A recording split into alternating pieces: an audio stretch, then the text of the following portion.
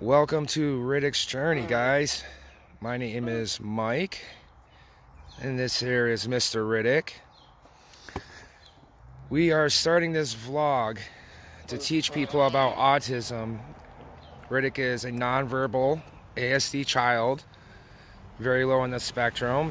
Right now it's supposed to be nap time, but he is currently skipping his naps. So we're giving mommy a chance to sleep, and we're just going to do a little recording for you guys. Sorry about this.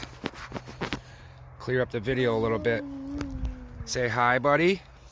So we have on Facebook at Riddicks Journey. If you guys go ahead and want to go over there and search it, look it up. A lot of videos. We do live feeds. We just vlog our daily life. We want everybody to know, like, this isn't easy. We want people to know what autism spectrum disorder is, or as it's called now, ASD. There used to be categories, but now everything is just based off of one. You know, you got either high functioning and low functioning ASD. And here, let me see if I can't turn this camera around a little bit. But yeah, sorry about the noise, guys.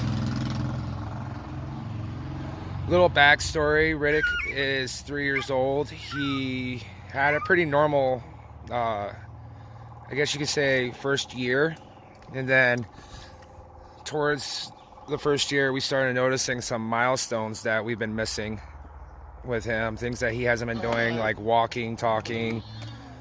What else here? Crawling, even doing simple things, you know. And we also started noticing later on that he was having some issues with his neck and his spine. He had like a really large lump on the back of his neck, and for the longest time we couldn't figure out what was going on. Riddick is up in what was called early intervention, so he had physical therapy, occupational therapy, and speech therapy. Later on we also had ABA therapy come in, and physical therapist told us one day, oh, he's having issues where his ribs didn't form right. His neck was really protruding out in the back. Some of you guys might know it as hunchback syndrome. So after going to Dartmouth Hitchcock Medical Center many times, after getting a referral to go there, we saw a cardiologist up there who wasn't really or a neurologist, neurologist. He wasn't too open to listening to other people about, or families that know their kids, about there being something wrong. He didn't want to take the word from our physical therapist, who is a really nice lady named Rachel. She was pretty persistent on saying, look, we need to get something done. We need to take a look. So eventually we ended up leaving and going to University of Vermont to see another guy for a second opinion, in which finally he agreed there is something wrong. You know, your neck is not supposed to bend that way. So we went down to Boston for some imaging, and Riddick's neck was C-shaped. His spine was so compressed into his neck that it was putting pressure onto his spinal cord, and in which case it caused neurological damage. Now, we don't know if that's the reason why Riddick has ASD or not. No one really knows why you have it, but he's doing okay though. So after all that, we spent a few months, you know, waiting to go down to have the surgery. Then finally it came time for February, and we went down. Riddick spent, I think, about 4 weeks in a halo. So he had this metal circular halo thing, which had 8 screws, which you can see into his forehead right there. You see them little dots? He had 8 screws going around his head, pressing into his skull. He was on traction for a while, where they add weights to stretch your neck out, then straighten it out. And he had to do a month of that, trying to teach his spine, you know, to grow the right direction and things like that. And then after that 4 weeks exactly, in one day, he went in for surgery. He had 3 rods put into the back of his neck. He had surgery on the front of his neck as well. It was probably about a 6-hour surgery. It was the most terrifying time of our life. To go through something like that with your son, or any kid in general, you know, especially somebody who is on the spectrum, it makes things really hard. You really worry. You don't know what you can do. You feel helpless. There's nothing you can do, you know. And we had our daughter Winter with us at the time there, and so just so, like, for all you know, my name's Mike, as I said before, and my girlfriend Angela of 9 years, we had a son together a few years ago. His name was Michael Jr. He was born with Palliser's Hall syndrome, which is a rare kidney disorder that is essentially terminal. He was supposed to have a kidney transplant at 1 year old. Angela and I were in a process of getting ready to be trained to do dialysis at home in preparation for this. We saw the visiting nurse. We saw WIC, which is Women, Infant, and Children. We saw his kidney specialist. We saw a geneticist, all within 1 week. We traveled for this. I, at the time, had a blood clot in my leg. It was a 6-inch blood clot, deep vein thrombosis. And we woke up about 4:30 in the morning to feed our son, MJ, is what we called him. Fed him. He went to bed. I was on the couch. He was laying on my chest. And we put him to bed. 2 hours later, we woke up and we found MJ passed away. I performed CPR on my son, my own son, my 7-week-old son, with a blood clot in my leg for about 20 minutes, as recently the park that we lived in, because we lived in a trailer park, it was bought and the name changed. There was a huge issue with the address. 911 couldn't make it there. I had literally wet my pants. It was first thing in the morning. I had just woken up. And finally, the police show up, literally pretty much the whole police department. Now, I live in a small town. I pretty much grew up here, and they all know me, the cops. I wasn't the greatest person as a child and a teenager. I caused a lot of trouble, but, you know, I turned my life around, and, you know, these guys were here for me. And ambulance walked in, and they see me doing CPR on the floor on my 7-week-old son. Took their time. I asked them to take over, you know. I'm bawling, I'm crying, and their words to me were, "You're doing it textbook. We felt comfortable." Who in their right mind lets a parent sit on the floor doing CPR on their 7-week-old child as they set up? I'm sorry, I'm tearing up right now. But anyways, so as you can imagine, experiencing something like that, 2 years later, 3 years later down the road, this handsome little boy right here is born. And to go within a year and find out that he too has so many issues, and the condition that he had it not been fixed, is life-threatening. And we felt like, had the doctor listened to us to start with from the very beginning when we went there, his neck wouldn't have been so bad. We wouldn't have gone through so much of what we did. But you know what? We went through it and we did it. We spent so much time down there.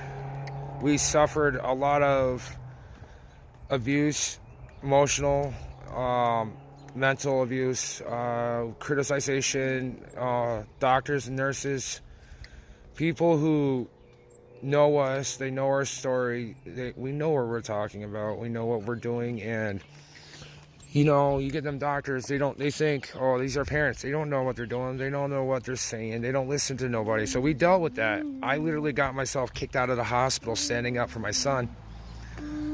I'm at family patient housing with my daughter, and video chatting over Messenger to see Riddick. You know, it's the end of the night. It's bedtime, and the nurses are coming in to walk him. Now, mind you, he's got weights attached to his head. He has absolutely no neck strength whatsoever. And one of the nurses, they have specific nurses who are supposed to be trained for certain children with certain disabilities, with certain things. They had somebody who didn't know what they were doing, handling Riddick, in which his head fell backwards, literally just fell backwards like a ball rolling off of something, because he had no neck strength. And I called up and said something to him. So the next day I showed up to the hospital upset, and I wasn't even in the parking garage, and a social worker was waiting there for me. She cornered me at the car and would not let me in. Well, she let me in, but she was trying to talk to me and trying to convince me stuff. when the hospital was clearly in the wrong. They were caught on camera, and they knew they were caught on camera and they were in the wrong.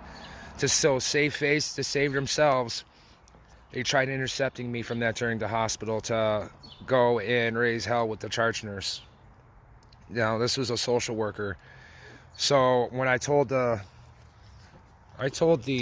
social worker that ain't gonna fly, I'm not gonna do this. You know, who's gonna advocate for your children other than a parent, especially when a child can't advocate for himself? Essentially, when I got off the elevator to the 10th floor northwest at Boston Children's, I was greeted by about 6 security guards, charge nurse, and the social worker. And plus there was more guards hiding around the corner as if I was going to get violent. They told me I was intimidating and that a threat to them. I'm sorry, I was upset. I wasn't yelling and screaming. I was firm, and I made them known I am upset.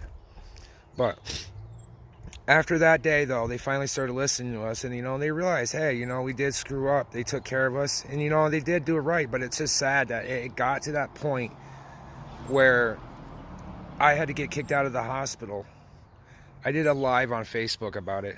I still told our story. I posted it to the Boston Children's Medical Center page on Facebook and every surrounding Boston media channel that there was, telling our story about what happened. After that, we were never really treated the same.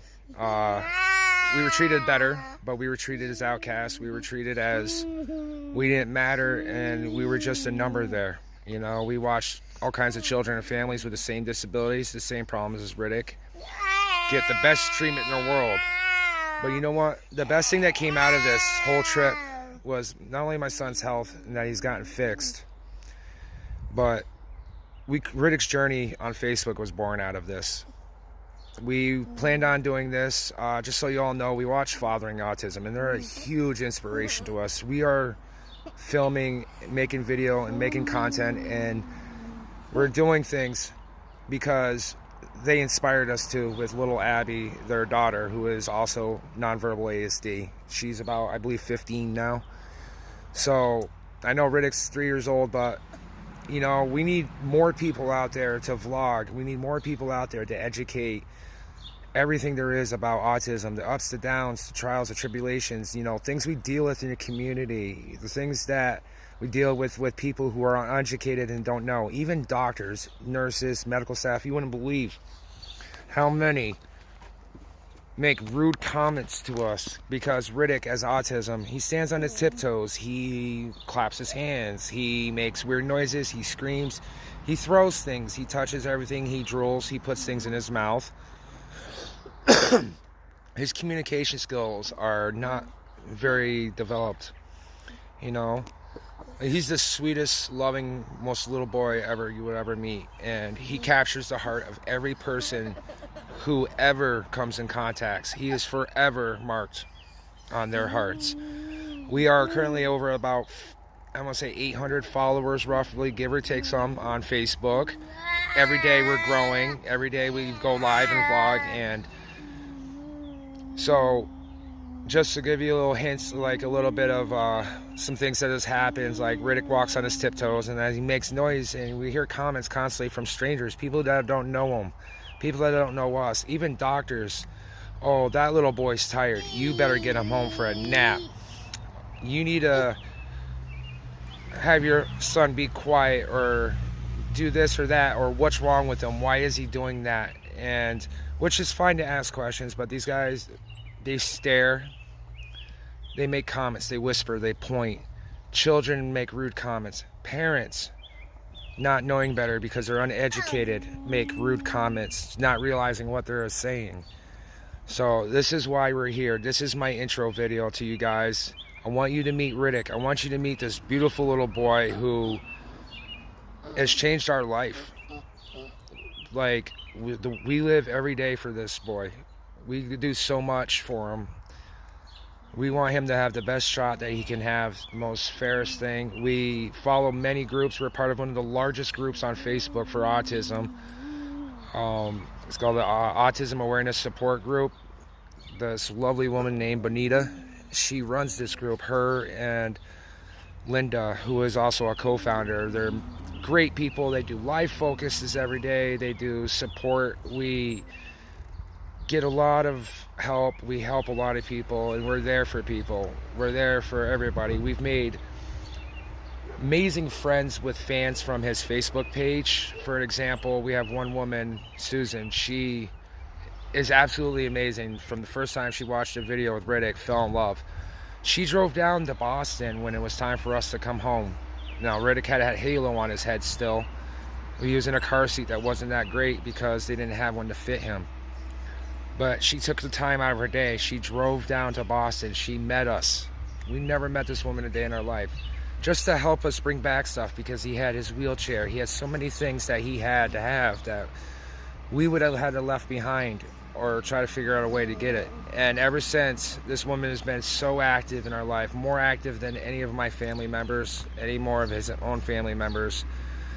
She buys us things like this little picnic table right here.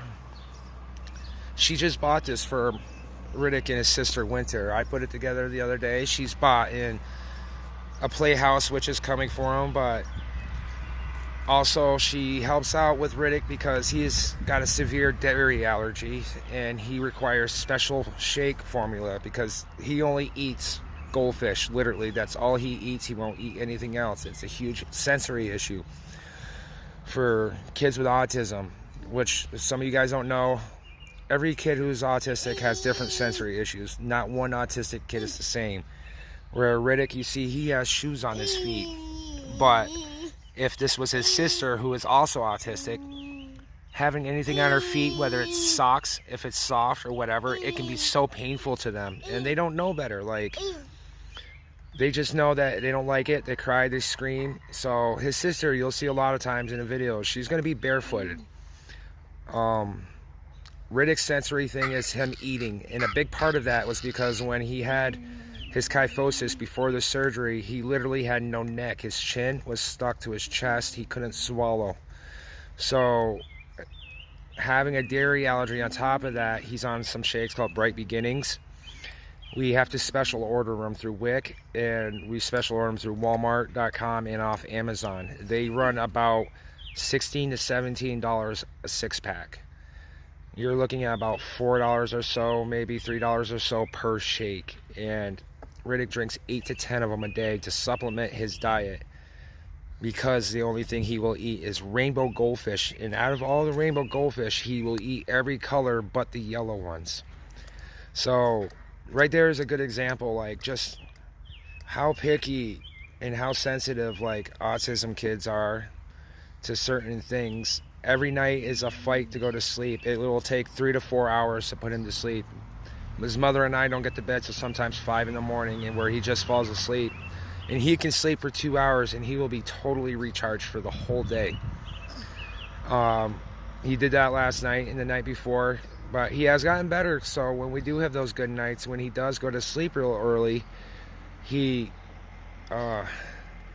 wakes up pretty early, about 5:30 in the morning, and his mother will get up. She lets me sleep because I work a job, you know, I have to go to work. She'll get me to about 8 or 9, sometimes 10 o'clock, wakes me up, and then we start our day. Days off, we're up early. We spend as much time outside as we can. This little boy, he is on a very tight schedule between therapies. He knows sense of time, but he doesn't know time. He knows when it's time for bubbles. He knows when it's time for naps. He knows when it's time to take a nap. He tells us. We are teaching him some sign language. He knows more. He usually, the way he communicates is he'll drag us to whatever it is that he wants, and then he'll show us. Now, when he doesn't have his way, that's when the meltdown starts. Another little quirk with autistic kids is self-harm. Riddicks is now new to that part of the autism where he self-harms. He punches himself in the genitalia. He'll hit himself in the face. He'll hit himself in the chest. He also is destructive, as in he'll punch us. He'll scratch us. He throws everything. If it's not something he wants, it goes flying. If it's not something he wants, he's on the ground harming himself, screaming at the top of his lungs until he gets it. Now, trying to teach an autistic kid patience is damn near impossible, so we try to just do what we can, and if we can get him to quiet down, we'll give him 1-2 minutes, and as soon as he quiets down and he's quiet, we reinforce him with what he wants. You know, okay, you were quiet, you asked, and then you got quiet, we need to get what you want, so here you go. And so you can imagine how it is every day to go somewhere, whether we're in the car for 3 hours or more, sometimes 6 hours, depending on Riddick. You know, we stay overnights a lot of places because he can't be in the car for so much time. There's a lot of little quirks that we got to do just to get him to sleep. Usually it's daddy's the only one to get him to sleep. Got to rub his head, see how he strokes his legs. It's a sensory issue. He stimulates off of that, and basically things like that either will keep him awake or will put him to sleep. He's a very determined little boy. He's very strong. He is very trustworthy of his parents, me and his mother. However, a lot of things that we have to do with him medically, it ruins his trust, and we have to start from scratch every time with him. You know, and going in public is always a challenge too, because even though he's happy and he's loving things, too much of it will cause him to have a meltdown and outburst, because his body doesn't know how to react. His mind doesn't know how to shut it off and say, okay. So he gets too excited, and it gets to a point where it turns into a fit. Now, every day though, some of our routines that we do, so we wake up in the morning, and the first thing that he does, we get him dressed, changed. He watches some of his favorite shows, which he only has, mind you, probably 3. So he watches Pokio on Netflix. He's been watching that for the last 3 years. It's his favorite show of all time. However, though, lately he gets a little picky. You know, he might not like season 1 or 2 or 3, and he'll go watch season 4. So we'll watch that for a couple months and then get moved on to something else. Right now, he's on a huge Dory kick, Finding Dory. And this little boy loves his super simple nursery rhyme songs on YouTube as well. So anyone out there who's watching with ASD kids, they're bright, they're colorful, they're educational. I know screen time is not too good for kids. They need the outdoor and the playtime. Well, with Riddick, it's a little different, because with all the COVID going on, he's not getting his therapies except for over Zoom, and it's not really a lot that we can do. That we're not trained. So we do our Zoom. The therapist will look him over, have us do a couple things just to make sure he's doing okay. But outside of that, if he's learning something, it's from us or the YouTube, you know. He starts school this fall, so we're hoping that he will start to sprout, so to speak, mentally, and he'll start to maybe talk. We're hoping he'll talk. Sometimes autistic kids, they don't talk until 7, 8, 9, 10 years old, sometimes 14, sometimes not at all. It just all depends on Riddick, all depends on his teaching, his learning. It's so much to name. I can't even describe it.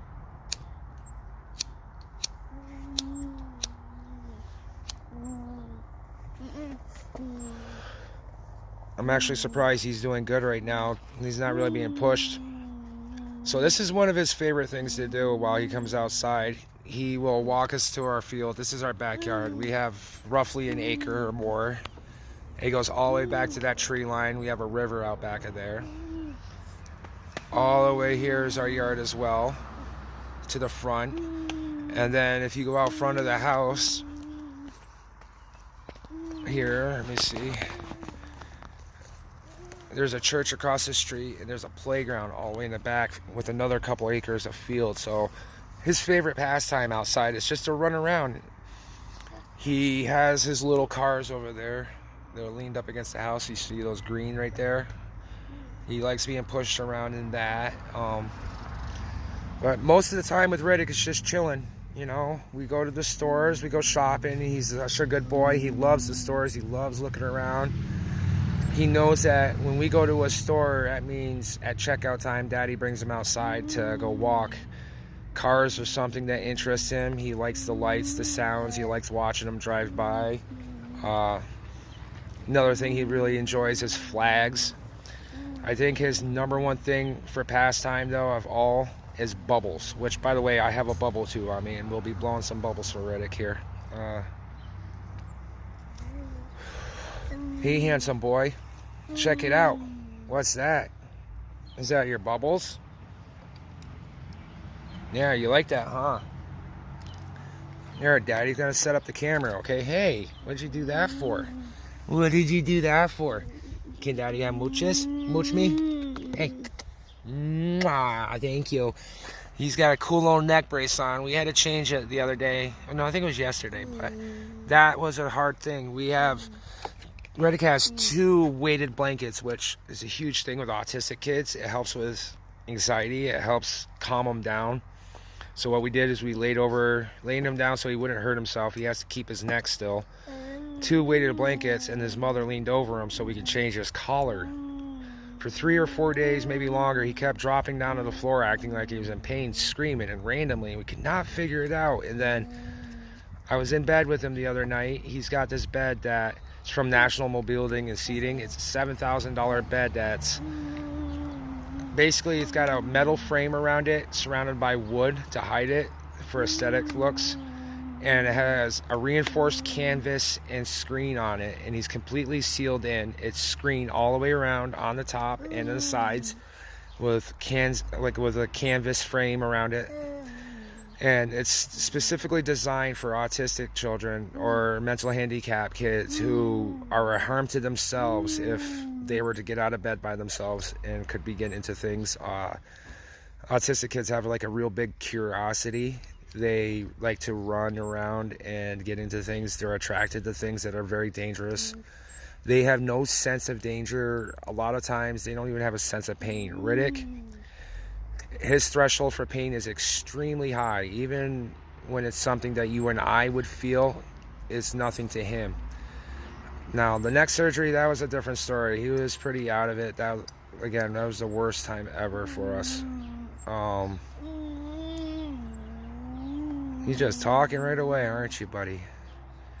But I'm going to get to these bubbles. So what I'm going to do is I'm going to set this camera up right here for you guys. And I apologize if it's a little far away. I apologize if you can't see very well. But I'm going to lean it up right here. Take a drink real quick.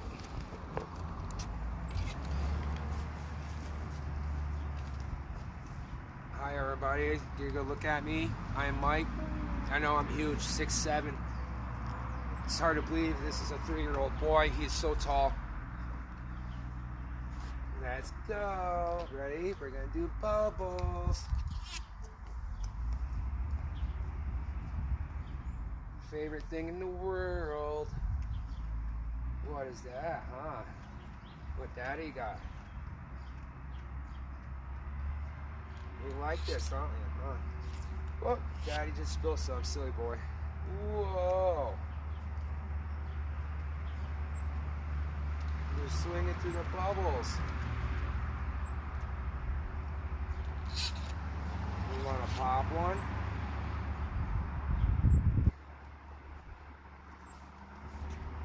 Whoa. Ready? Look at you go. Whee. Whee. What's Daddy got? These are the greatest bubbles ever. $1 a piece, Dollar General. I swear, we go through probably 2 of these every single day, if not more. We have a bubble machine that does 25,000 bubbles every 5 minutes. We got another machine that does 1,000 bubbles a minute. We've got bubble wands, bubble guns, bubble lawnmowers, leaf blowers. We have a little duck thing that does bubbles as well. Yeah, whoops, sorry buddy. Ready? 1, 2, 3.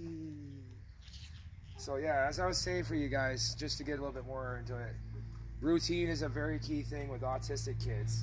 You know, if you're somebody with autism in your family, or you have a child, or you yourself, Some of you will know this, some of them don't. Routine is everything. You gotta have routine. It's key to your success, to having a good day without meltdowns. And honestly, it's good for anybody. I know it sucks. It can get boring. It can get stale, but things like this is what makes your days go by easier. It makes it less stressful on the child, on the parent. This is definitely a very stressful thing to deal with. It's a two-person job. Most families can't handle autism, and it results in divorce or separation of many parents. And it's not really anything that can be helped sometimes. It is what it is, you know. Either you're strong enough to get through it, you're strong enough not to. Angela and I, we've been together for 9 years. We've been through drug addiction, gotten clean, to the loss of our son. We relapsed again, and then when she became pregnant with Riddick, we got clean again, essentially, you know, and we've been ever since. Every day we live for Riddick, because without us, he would be in a home somewhere, he would be in foster care, he wouldn't,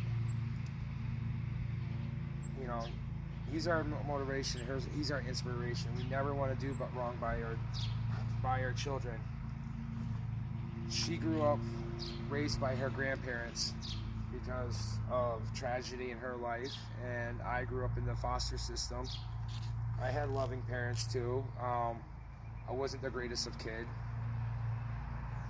I did some jail time. I got in a lot of trouble, you know. I had a lot of problems as a kid, and leaked over into my early adulthood, and now I'm almost 40, and I get it, you know.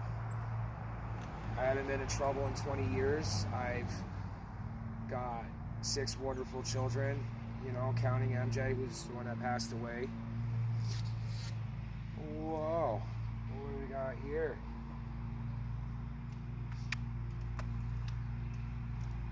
I want to take him out of the swing and walk, but he's going to probably throw a fit about it. He's not too good about transitioning. That's another autism thing. Transitioning's pretty hard. That's why it's pretty key to have a routine set up. You need a time schedule for everything. It makes things a lot easier. Randomness is not something that you can have. So you can imagine, like, doctor's trips. When we drive to Boston, it's overnight. We do everything the same, you know. We might not do it often, but he does well. He goes right to bed in hotel rooms. He goes and does really well when we go out to eat. He does well for the doctor. He doesn't trust him, but usually with Daddy there, he's good. What we got, huh? Whoa. Whoa, what happened? Wanna pop it? Oh! Daddy messed up. Ready? Whoa. What we got? Bubbles. Give you a high five. High five. Did Daddy high five? High five. Good job. High five. Good job. Ready? 1. Whoa. Here we go. He looks so serious now, don't he?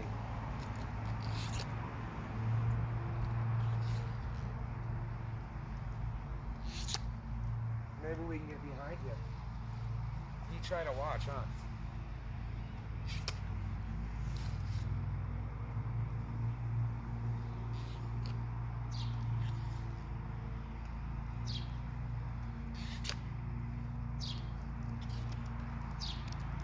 Whoa, what happened? So, I hope that we've given you guys a little insight on autism. Like I said, there's good points, there's bad points, there's times that you're gonna cry, times you're gonna rip and scream, and you're gonna pull your heart out and your hair, and there's gonna be times where you're gonna be so mad at him because you're gonna be so exhausted, so tired, so frustrated because he won't eat, he won't sleep, he won't drink, he can't use the bathroom, which he has bowel movement issues, which again, another autism trait. Just like, yeah, man, there's just so much to you guys, you know, and this is why we're doing this vlog, because as we go through and we're learning ourselves, we want to teach you guys as well. So we're going to teach you what we know.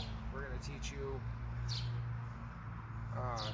basically steps and ways of things to deal with autism, and steps and ways of things to deal with a meltdown, how to calm them down. Sensory toys are huge. We have bubble tubes with bubbles that go up and fishes that float around up and down. We have a little globe thing that does lights on the ceiling. We have little stuffed animals that project lights and make sounds and lullabies. Everything is about calming and soothing and not being submissive, but not letting it get to a point to where he's going to harm himself. And so I think, though, right now he might be over the swing, so I think we're going to go try to go for a walk for a minute. I'm going to go grab his car, so I'm going to bring you guys with me here.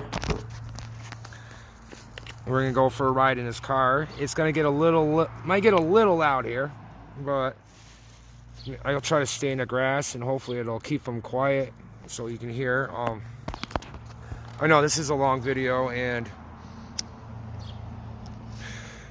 again, this is our intro video. I tried making a few videos earlier, and I'm really new to this. I got a new camera. Right now I'm filming on my phone. I'm not very savvy when it comes to computers nowadays. Things have changed for me a lot.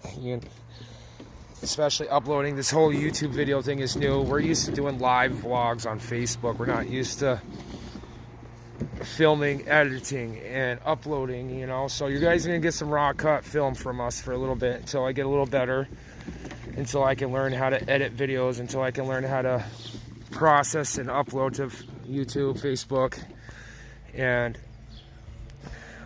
he knows he's gonna get upset. But I'm gonna set this camera down again real quick. I can unload him and get him in the car. I brought the car over so he knows, okay, it's time. Riddick, all done? Go for a ride? Go for a walk? Hey. All done, okay?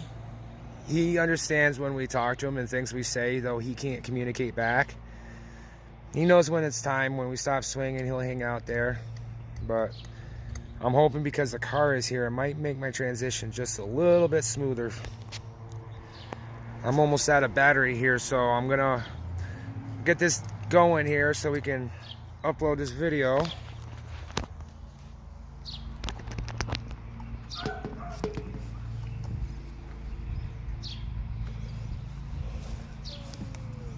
Hi, buddy, you ready? Whoa, slow down. You wanna hop in your car? Come here. You're being such a good boy. Come here. We only got a few more minutes, okay? I know. He's being such a big boy. He's such a big boy. Good job, buddy, huh? I know, it's your swing. So let's go for a little walk here for a minute. We'll go out back of the property to the river. He likes going down there. It's a beautiful, beautiful, beautiful river. So with Riddick, some of our success is keeping him calm and having a good day. Again, routine, routine, routine. I'm not going to stress you guys enough. It is paramount to have routine with an autistic toddler. Any autistic person, even into their adulthood. Riddick here will live with us until we're in a ripe old age and we can't take care of him no more, and then in which case I would hope his siblings would help. What's going on here? Oh, the car got stuck. Not the levelest of grounds. You want to walk, buddy? Let's go walk. Come on. We're going to go walk. How about that? Daddy just had the lawn mowed today by the car guys. Look at you go, buddy. Big boy. Run, run, run, run, run, run. Run, run, run, run. Look at you. Okay, see, this is more of our property here. This field, all of this. This right here, though, that's the neighbor's lawn. Yes, I know. It's greener on that side. You know the saying, but we make our own green pastures. We make our own destiny. We make everything our own. And we're going to continue to do this, and we're going to continue to rise. We're going to continue to educate. We're going to continue to raise our son and to teach him, no matter what his disability is, no matter what his problem is, that there isn't anything that he can't do. There's nothing at all, anything he can't do if he put his mind to it. Come on. Is that the water? No. Come on. So Riddick is definitely afraid of water. He's okay looking at it. Bath time is torture for him. So we try to bird bath him as much as we can. We try to get him used to water by going near the river. He'll hold my pant leg just like that. But this is on our property as well. It's a little swimming hole that we have here for my older children, Gabby and Liam. You'll meet them later on. But yeah, look at that. We live in the country of Vermont. Well, it's not country, in the state of Vermont, but out in the country. It's just beautiful, and there's no better place to have a child and raise them. Small town, everybody knows everybody. Where are you going? You spinning. Go round and round we go. Where we stop, nobody knows.